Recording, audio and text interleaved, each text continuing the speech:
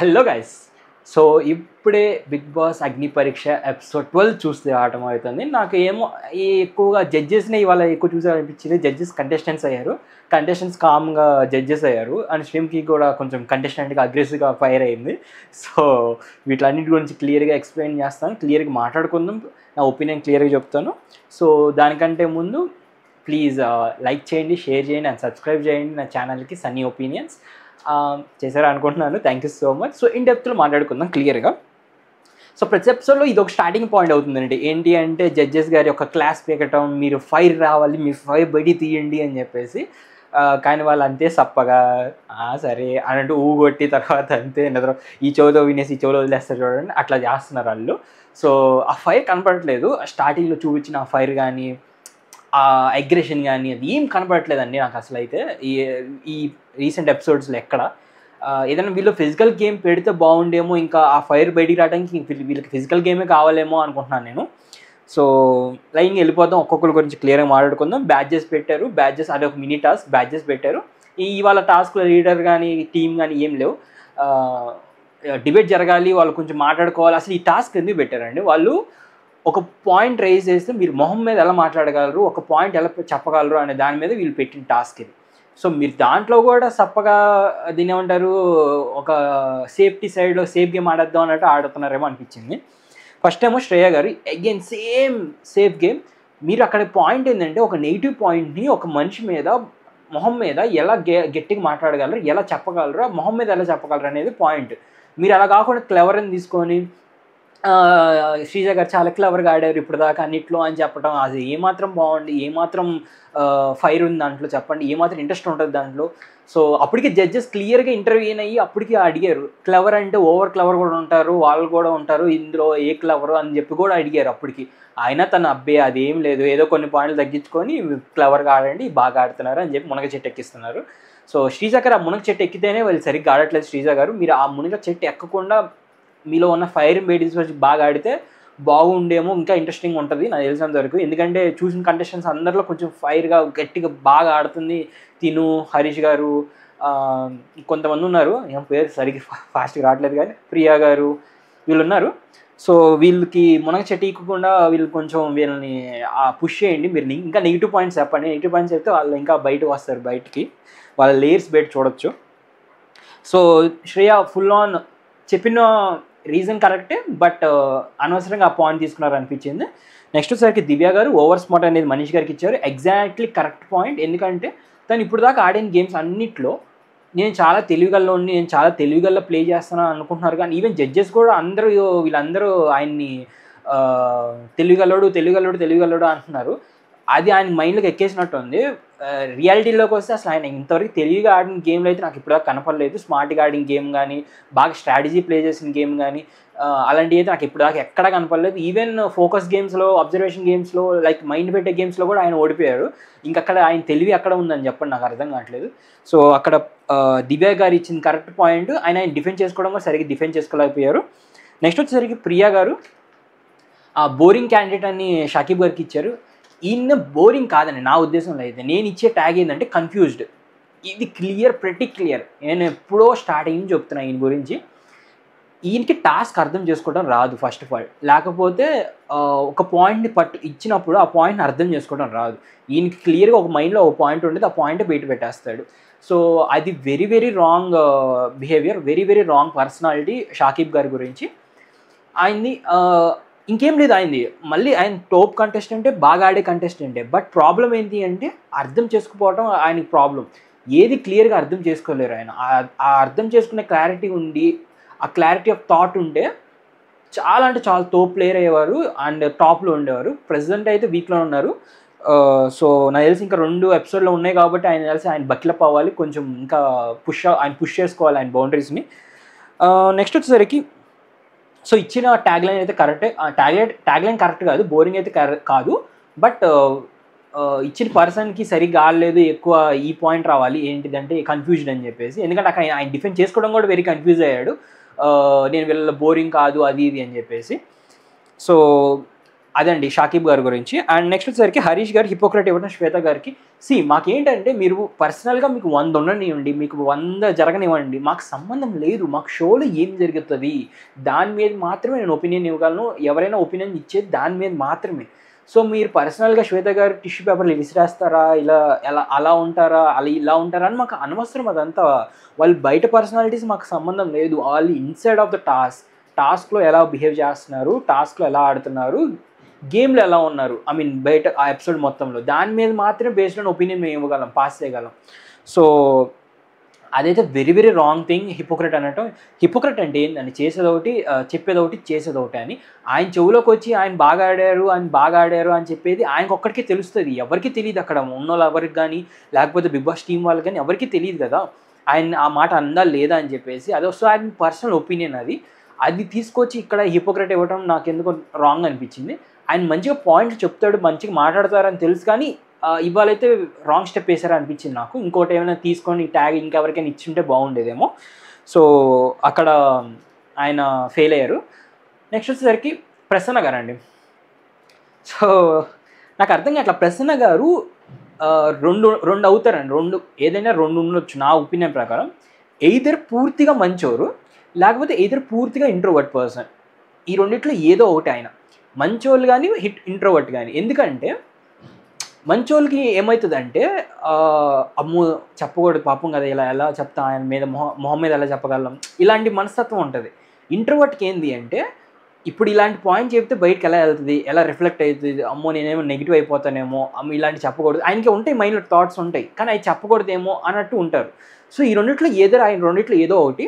ఆయన పర్సనల్గా నాకు తెలియదు కాబట్టి నేను చెప్పలేను ఆయన రెండిట్లో ఏదో అని చెప్పేసి. బట్ ఈ రెండిట్లో నేను ఏదో ఒకటి అనుకుంటున్నాను. అందుకని ఆయన అలా బిహేవ్ చేస్తున్నాడు, ఆయన అలా ఉంటున్నాడు. ఎందుకంటే నేను ఎందుకు ఇంట్రోవర్ట్ అంటున్నానంటే, నేను ఏదో మంచివాడు అనేసేవాడిని, గట్టిగా అనేసేవాడిని మంచోడు అని చెప్పేసి. బట్ ఎందుకు ఇంట్రోవర్ట్ అంటున్నాను ఆ ఉద్దేశం కూడా ఎందుకు అనుకుంటున్నానంటే, ఇప్పుడు ఈ మంచోడు అన్నప్పుడు ఈగోయిస్టిక్ అని హరీష్ గారు అన్నారు, ఆ పాయింట్ పెట్టుకొని రారు.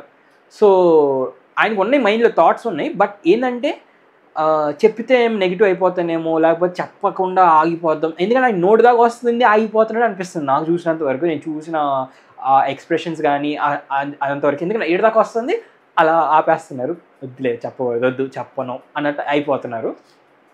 సో నాకైతే అది అనిపించింది. మీ ఒపీనియన్ కూడా ఒకసారి కమెంట్ బాక్స్లో కమెంట్ చేసి చెప్పండి. ఇంకేమైనా అదర్ ఒపీనియన్స్ ఉన్నాయేమో మీకేమైనా. నాకు తెలిసినందుకు ఆయన ఫిట్ కారండి బిగ్ బాస్కి. నాకు తెలిసినంత వరకు అలా ఒపీనియన్ బయటికి ఎక్స్ప్రెస్ చేసుకోలేని వాళ్ళు బిగ్ బాస్కి ఫిట్ కారు అనిపిస్తుంది. సో అది నా పర్సనల్ ఒపీనియన్. నెక్స్ట్ కళ్యాణ్ గారు వచ్చి ఇమ్మెచ్యూర్ అనేది పవన్ గారికి ఇచ్చారు. ఇక్కడ ఏంటి అంటే పాయింట్ రాంగ్, ఇమ్మెచ్యూర్డ్ అనేది రాంగ్, కానీ ఇవ్వటం కరెక్టే. ఎందుకో చెప్తా. ఆయన ఇచ్చినప్పుడు మాట్లాడింది ఇమ్మెచ్యూర్ గురించి ఒక్క పాయింట్ మాట్లాడలేదు. ఎందుకంటే ఇంకా అక్కడ ట్యాక్స్ ఏం లేవు కాబట్టి, ఆ ట్యాక్స్ అయ్యే ఉన్నాయి కాబట్టి అది మాత్రం ఇచ్చారు. సో అలా ఇవ్వకుండా నాకు ఒక మైండ్లో ఒకటి ఉంది, అది చెప్తాను అని చెప్పి పవన్ గారిని పిలుస్తుంటే బాగుండేది, లైక్ అనుష గారు చేసినట్టు. సో ఇమ్మెచ్యూర్ అయితే కాదు, కానీ గేమ్ సరిగ్గా ఆయన ఇప్పుడు దాకా ఒక్క గేమ్ కూడా వావ్ ఒక ఇంపాక్ట్ క్రియేట్ చేశాను, ఇంత బాగా ఆడాను అన్నట్టు ఒక్క గేమ్ కూడా నాకు ఎక్కడ కనపడలేదు. అండ్ అదే ఎక్కడ నాకైతే ఒక్కటి కూడా కనపడలేదు. ఫిజికల్ టాస్క్ ఒక్కటే నేను ఆడగలను, ఫిజికల్ టాస్క్ మాత్రమే నేను ప్రూవ్ చేసుకోగలను అనుకుంటే మాత్రం it's very wrong thing. You have to be very strong in mentally, physically focused, like ఏమంటారు అబ్జర్వేషన్ అన్ని కరెక్ట్గా ఉండాలి. ఇలాంటి అన్ని ఆస్పెక్ట్స్లో కరెక్ట్గా ఉండాలి. దానికోసం మిమ్మల్ని ఈ టాస్క్స్ అని పెట్టి ప్రిపేర్ చేస్తున్నారు. లేకపోతే బిగ్ బాస్ టీం వాళ్ళకి ఏముంది, వాళ్ళకి కంటెంట్ రావాలంటే రోజుకో ఫిజికల్ టాస్క్ పెట్టి మిమ్మల్ని పుష్ చేసి మేము కొట్టుకొని సావండి, మాకు కంటెంట్ వస్తుంది, మాకు ఇంకా ఎక్కువ జనాలు వస్తారు చూస్తారని వాళ్ళు కూడా అనుకోవచ్చు కదా. సో వాళ్ళు ఇవన్నీ పెడతానికి కారణం ఏంటంటే బిగ్ బాస్లో ఇవన్నీ ఉంటాయి. సో ఇవన్నీ మీరు ఫేస్ చేయాలి కాబట్టి మీకు ఇవన్నీ టాస్క్లు పెడుతున్నారు. సో దాంట్లో ఒక్కొక్కరు వీక్ అవుతూ వస్తున్నారు. అది నా ఉద్దేశం. దాంట్లో కళ్యాణ్ గారు ఇచ్చిన పాయింట్ రాంగ్, ఇమ్మెచ్యూర్ అనేది రాంగ్, బట్ చూస్ చేసుకున్న పర్సన్ కరెక్ట్, అని చెప్పిన పాయింట్స్ కూడా కరెక్టే. అండ్ పవన్ గారు కూడా, అండ్ ఇక్కడ ఇంకో పాయింట్ రేజ్ అయింది, సెల్ఫ్ సెంటర్డ్ అని చెప్పేసి. ప్రియా గారికి నేను ఇక్కడ మెచ్చుకోవచ్చు. రీజన్ ఏంటి అంటే, ప్రియా గారు తన టాస్క్ కాకపోయినా తను కాకపోయినా చాయిస్ లేచి మరి తన పాయింట్ పెట్టుకున్నారు. తను నెగిటివ్ అవుతుందని తెలిసి కూడా పాయింట్ పెట్టుకుంది, విచ్ ఈజ్ సెల్ఫ్ సెంటర్డ్ అనేది. ఇక్కడ జడ్జెస్ వేరేలాగా అర్థం చేసుకున్నారు అనిపించింది నాకు. సెల్ఫ్ సెంటర్ అనేది ఇప్పుడు జరిగిన టాస్క్లన్నీ గ్రూప్ టాస్క్లు సెల్ఫ్ సెంటర్ అనేది వెరీ నెగిటివ్ థింగ్. ఇప్పుడు ఒక గ్రూప్ ఉన్నప్పుడు గ్రూప్ ఎలా డెసిషన్స్ తీసుకున్నదో ఆ డెసిషన్స్లో మీరు బ్లెండ్ అవ్వాలి, లేకపోతే మీకు ఒక పాయింట్ పెట్టి మీరు కూడా వాళ్ళందరినీ ఆ పాయింట్కి తీసుకొని రావాలి. అట్లా కాకుండా మీ సావండి, నేను నాకు సంబంధం లేదు, నేను ఆట నేను ఆడతాను అన్నట్టు వెళ్ళిపోతే అది రాంగ్ అవుతుంది గ్రూప్ టాస్క్ల్లో. ఎందుకంటే ఇప్పుడు జరిగినవన్నీ గ్రూప్ టాస్క్లే. ఆ ఉద్దేశంతో ప్రియా గారు లేసి సెల్ఫ్ సెంటర్డ్ ఆ పర్సన్ అని చెప్పేసి అన్నారు. అక్కడ ఇండివిజువల్గా అనలేదు, ఇండివిజువల్గా జడ్జెస్ కరెక్టే, వాళ్ళు చెప్పింది కరెక్టే పాయింట్. ఏమని సెల్ఫ్ సెంటర్ ఉండాలి మనిషి అనేవాళ్ళు, కరెక్ట్గా ఉంటేనే వాళ్ళ గేమ్ వాళ్ళని పుష్ చేసుకోగలరు అనేది కరెక్టే. బట్ ఎక్కడ అది టీమ్ గేమ్స్లో కాదు, టీమ్ ఆడే గేమ్స్లో కాదు. సో అక్కడ జడ్జెస్ కొంచెం కన్ఫ్యూజ్ అయ్యారో లేకపోతే కొంచెం వేరేలాగా ఆలోచించారేమో అనిపించింది. నెక్స్ట్ వచ్చేసరికి అనూష గారు ఓవర్ థింకర్. ఇక్కడ ఒక పాయింట్ మాట్లాడాలి. అనూష గారు ఇవ్వాలనుకుంది ఓవర్ థింకర్ అని చెప్పేసి, క్లియర్గా చెప్తాను, ఓవర్ థింకర్ అని చెప్పేసి. నవదీప్ గారు కొంచెం ఇంటర్ఫియర్ అయ్యి ఆయన కొంచెం ఓవర్ యాక్షన్ అనకూడదు కానీ కొంచెం ఏదైనా స్పైసీగా చేయాలి అని చెప్పేసి లూజర్ అని ట్యాగ్ చేసి ఇచ్చారు. నాకు ఇవాళ దాలియా గారిని స్టార్టింగ్లో ఒక ఫ్రేమ్ పెట్టారు. ఫ్రేమ్ పెట్టినప్పుడు ఆమె ఫేస్ వెరీ డల్గా కామ్గా నవ్వనట్టుగా వచ్చింది. నా ఒపీనియన్ ప్రకారం, నా పర్సనల్ ఒపీనియన్ ప్రకారం దాలియా గారు is a very very very strong contestant. నా పర్సనల్ ఒపీనియన్ ఏంటి అంటే దాలియా గారికి, డైరెక్ట్గా దాలియా గారికి చెప్తున్నాను, మీరు కొంచెం నవ్వండి ప్లీజ్. మీరు నవ్వినప్పుడు ఏమవుతుందంటే ఆ పాజిటివ్ ఎనర్జీ బయట ఆడియన్స్కి చేరిద్ది, మీరు ఆడటం కానీ లేకపోతే ఏదైనా. దానివల్ల ఇంకా మేము ఎవరైనా ఓట్లు వేయటం కానీ ఎవరైనా ఏమి చేయడం కానీ చేస్తారు. సో అదొకటి ల్యాక్ అవుతుంది దాలియా గారిలో. ఎందుకంటే తాను ఆడిన అన్ని గేమ్స్లో ఎక్కడ వెరీ వెరీ వీక్ అయితే ఎక్కడ అవ్వలేదు. చాలా అంటే చాలా బాగా ఆడింది. ఎక్కడైనా సెకండ్ రన్నర్ ఆడటం కానీ, కొంచెం టీం అంతా ఓడిపోయి తను కొంచెం పర్ఫామ్ చేయకపోవడం కానీ, ఇలాంటి వాటిలో వీక్ ఉంది తప్ప ఎక్కడైతే తను వీక్ అయితే నాకు ఎక్కడ కనపడలేదు. So she a very strong contestant. But lacking point ఏంటి అంటే సేమ్ అనుష గారు చెప్పినట్టే తను ఎక్కువగా ఆలోచించేసి ఆ నెగిటివ్ ఎనర్జీని వేరే నెక్స్ట్ రోజు కూడా పుష్ చేసుకుంటుంది. లైక్ నిన్న ఎల్లో కార్డ్ వస్తే తన ఎనర్జీ ఇవాళ కూడా అలా కంటిన్యూ అయిపోయింది. డల్గా అదే ఆలోచనతో నిన్నగా అది వచ్చింది ఎల్లో కార్డ్. బట్ ఎప్పుడో వచ్చిన ఎల్లో కార్డ్కి కూడా ఆమె ఇప్పుడు కూడా డల్గా వెరీ లో యాటిట్యూడ్తో అలా ఉందనిపించింది నాకు. సో అది అనుష గారు చెప్పిన పాయింట్ కొంచెం పాజిటివ్గా తీసుకొని తను మారితే చాలా బాగుంటుంది. సో అది నా ఒపీనియన్. సో కల్కి గారి మీద అలా ఒపీనియన్ ఫామ్ అవ్వకపోవటం అది ఏమో అని నాకు అర్థం కాలేదు. ఎందుకంటే నా పర్సనల్ ఒపీనియన్ కూడా ఏమో నాకైతే ఇప్పుడు చూసిన వాటిలో ఓకేరా బాగానే పర్ఫామ్ చేస్తుంది, ఓకే అన్నట్టు అనిపిస్తుంది. కానీ వావ్ సూపర్ ప్లేయర్ లేకపోతే వర్స్ట్ ప్లేయర్ ఇలా ఒక పాయింట్ ఒక ఇంప్రెషన్ ఎక్కడ కలగలేదు నాకు తన మీద. ఓకే అన్నట్టు వెళ్ళిపోతుంది తను. సో అది నా ఒపీనియన్ అండి. మీకు ఇంకేమైనా అదర్ ఒపీనియన్స్ ఏమైనా ఉంటే కల్కి గారి మీద కొంచెం కమెంట్ బాక్స్లో కమెంట్ చేసి చెప్పండి. నేను కూడా తెలుసుకుంటాను తను ఎక్కడ బాగా ఆడింది, ఎక్కడ బాగా ఆడలేదు ఏంటి అని చెప్పేసి. సో నెక్స్ట్ వచ్చేసరికి మెయిన్ టాస్క్ అండి. దీంట్లో ఈ టాస్క్ గురించి ఏమేమి సీట్స్ వచ్చినాయి, ఎవరెవరు ఏం చేశారు, ఏం మాట్లాడినా నేను ఓన్లీ 2 పాయింట్స్ ఎవరు బాగా ఆడారు వాళ్ళ గురించి చెప్పాలనుకుంటున్నాను. అండ్ షాకిబ్ గారు చేసిన పని అది లాస్ట్లో వర్స్ట్ పర్ఫార్మెన్స్ దాంట్లో చెప్తాను మీకు. సో బాగా ఆడిన దాంట్లో అయితే నాకు ముగ్గురు అనిపించారండి. ఒకలేమో అనూష గారు వెరీ క్విక్ ఇన్ స్టార్టింగ్ టైంలో చాలా బాగా క్విక్గా ఉన్నారు. కొన్ని టైంలో ఫిజికల్గా రన్ చేయలేక కింద పడిపోయారు. సో చాలా బాగా ఆడారు అనిపించింది. సెకండ్ వచ్చేసరికి శ్రీజ గారు కూడా వెరీ అడ్వాంటేజ్ ఉంది. ఆ చిన్నపిల్ల కాబట్టి తను ఈజీగా పిక్ చేసుకునేది శ్రేయ ఇలా పట్టుకునే చిన్న హ్యాండ్స్ కాబట్టి. సో ఈవెన్ తను చాలా బాగా ఆడింది, చాలా ఫాస్ట్గా పిక్ చేసుకుంది. బట్ ప్రాబ్లం ఎక్కడ అంటే అగైన్ ఫిజికల్ రన్నింగ్ దగ్గర అలా ఫాస్ట్గా వెళ్ళి ఇలా పిక్ చేసుకునే దగ్గర నాకు తెలిసి 2-3 టైమ్స్ కింద పడిపోయినట్టుంది. సో అక్కడ వెరీ ల్యాక్ అయింది తను, లేకపోతే తను విన్ అయ్యేది ఇవాళ. సో అక్కడ శ్రీజ గారు బాగా ఆడారు. ఇంకొకరు బాగా ఆడింది ఎవరంటే సేమ్ విన్ అయిన టీమ్ కెప్టెన్ విన్ అయిన వాళ్ళు నాగా గారు. నేను ఫస్ట్ సర్ప్రైజ్ అయ్యాను నాగా గారి విషయంలో. ఏంటంటే ఇప్పుడు ప్రసన్న గారు నుంచొని నాగా గారు కింద కూర్చుంటారేమో అనుకున్నాను. బట్ మేబీ హెల్తీ రీజన్స్ నాకైతే అదే జీరో ఐడియా, నాకు తెలియదు ప్రసన్న గారి గురించి. సో నుంచోలేరేమో అనుకున్నాను, దానివల్ల కూర్చున్నారేమో అనుకుంటున్నాను. సో ప్రసన్న గారి హ్యాండ్ వెరీ వెరీ ఏమంటారు వెయిట్ ఎక్కువ ఉంటుంది. సో మీరు ఇలా పట్టుకొని ఇలా పిక్ చేసి ఇలా పెట్టే టైంకి చాలా వెయిట్ ఎక్కువ ఉండటం వల్ల ఫాస్ట్గా చేయలేరు అది ఆ పని. ఇప్పుడు శ్రేయ గారు ఏంటంటే వీక్ ఇలా లూజ్ ఉంటుంది హ్యాండ్. సో ఫాస్ట్గా పిక్ చేసి ఇలా ఈజీగా చేయొచ్చు.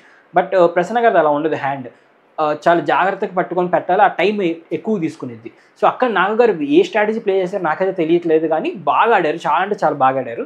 మీకేమైనా ఆ స్ట్రాటజీ గురించి ఏమైనా ఐడియా ఉంటే నాకు ఒకసారి కమెంట్ బాక్స్లో కమెంట్ చేసి చెప్పండి. సో అదే అండి, వీళ్ళే ముగ్గురే బాగా ఆడింది నాకు చూసినంత వరకు. ఇంకొక దాని గురించి మాట్లాడాలనుకుంటుంది దాలియా గారు చేసిన మిస్టేక్. మిస్టేక్ అని చెప్పను, సరిదిద్దుకున్నారు కాబట్టి మిస్టేక్ కాదు. లైక్ అసలు ఏమున్నాయి అని అడగటం వెరీ వెరీ మిస్టేక్. ఏమున్నాయి అని తెలియకపోవటమే ఆడ మెయిన్ పాయింట్. ఎందుకంటే పట్టుకున్న వస్తువు కొన్నిసార్లు వీళ్ళకి భయపడుతూ పట్టుకోవచ్చు, కొన్నిసార్లు ఏముందా అని ఆ భయంతో, లేకపోతే అసలు ఏముండదా అని ఒక బ్రెయిన్లో థాట్ ఉండదు. అందుకని కళ్ళగంతులు ముందుగా కట్టారు. కళ్ళగంతులకి తీసేసి చూపించి మనం ముందుగా పెట్టామనుకో, లడ్డు అని ఓకే లడ్డు పెట్టచ్చు అట్లా ఈజీ అయిపోతుంది. అండ్ లేకపోతే వెనక నుంచి చిన్నగా లడ్డు లడ్డు లడ్డు అని చెప్పొచ్చు. సో ఇవన్నీ కన్ఫ్యూజన్ ఏం లేకుండా వాళ్ళు కళ్ళగంతులు ముందుగానే కట్టారు. అది వెరీ వెరీ గుడ్ థింకింగ్ అనిపించింది బీబీ టీం నుంచి. బట్ ప్రాబ్లం ఎక్కడ అంటే ఆమె అలా అడగటం రాంగ్ అనిపించింది. బట్ క్విక్గా శ్రీముఖికి రియాక్ట్ అయ్యి అక్కడ ఆపేసింది కాబట్టి పెద్ద నష్టం ఏం జరగలేదు ఆ టీంకి. ప్లస్ గెలవలేదు బట్ 2 పాయింట్స్ గెలిచింది, బాగా ఆడారు అనిపించుకున్నారు కదా. సో షాకిబ్ కూడా అనిపించుకున్నారు. బట్ ఈ చేసిన చిన్న మిస్టేక్ వల్ల టీం అంతా లాస్ట్ అయింది. సో దానికి చెప్తున్నాను. నెక్స్ట్ వచ్చేసరికి అంతే టీం అందరితో గేమ్ ఫినిష్. ఓటపిల్ వచ్చేసరికి ఆ టీం ఇద్దరిలో ఎవరో ఒకరు చేయాలనుకున్నారు. సో నాగారు ఆల్రెడీ నేను చేశాను కాబట్టి ప్రసన్నాని పుష్ చేశారు. ప్రసన్న గారు వెళ్ళి ఓటపిలింగ్ చేసుకున్నారు.